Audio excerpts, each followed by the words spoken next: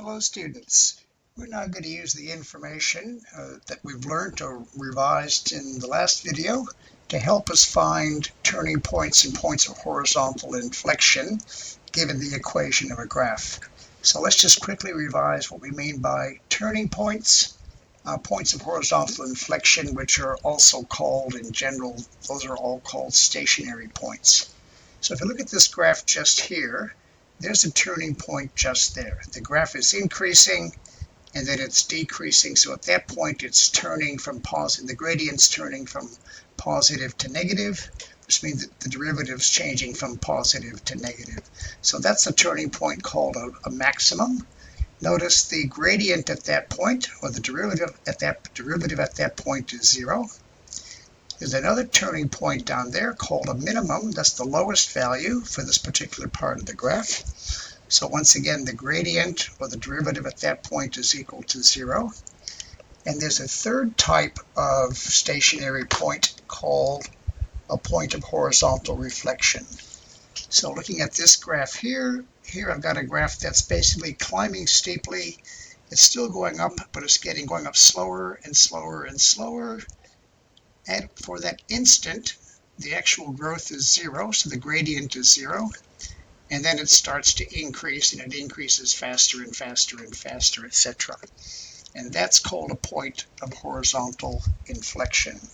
So all of these are called stationary points, and they all have the property that the gradient or the derivative at that point is 0. The derivative is 0. The derivative is 0. So at any particular stationary point, a max, a min, or a point of horizontal inflection, the derivative must be 0. Now here's an interesting little question for you. When is a maximum not a maximum? So have a look at this graph just here, and that point there I've labeled to be a maximum. But a really clever student might just look at this graph and say, but hold on a sec, Mr. Boggs. That's not the maximum value of y for this function. That point there has a bigger y coordinate, so that should be the max. And in fact, the student is correct. So this is the maximum point in this area, but it's not the maximum point over the whole function. So in fact, what I've been calling a max, I should have actually been calling a local maximum. So that is the largest value of the function in this region just here. Well, if that's called a local maximum, what are we going to call that one? And the name we've decided for that is a global maximum. So for the entire function, which has a domain from A to B, the global max is the endpoint right there. Whatever the value of x and y is for that, that's the coordinates of the global max. That's a local maximum. This one here, therefore, is a local minimum, but the global minimum is going to be the coordinates of that point just down there. So when I talk about a maximum in a graph, often what I'm really talking about is a local max.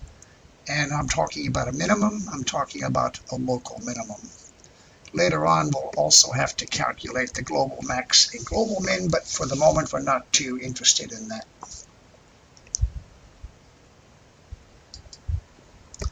Okay, the question is, so this topic we're studying is how to find stationary points and determine their nature. And what we mean by nature is, I can find all the points that have a derivative equal to 0. You probably have a pretty good idea how to do that by now by yourself.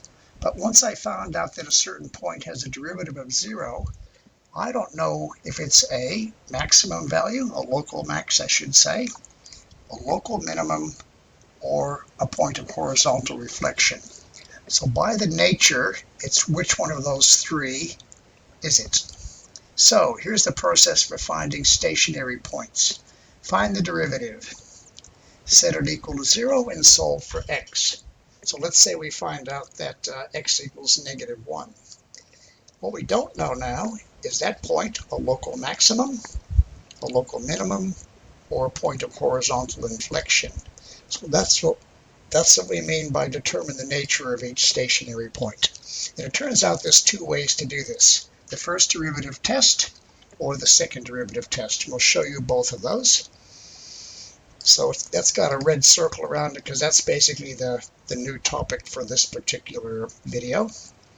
And then finally, we need to find out what the actual y-coordinate is for each stationary point. So that's the four-step process for finding stationary points and determining their nature. So I think I might actually stop the video at this point. It's already 5 minutes long. And then we'll start another video and actually go through the whole process of how we go through those steps.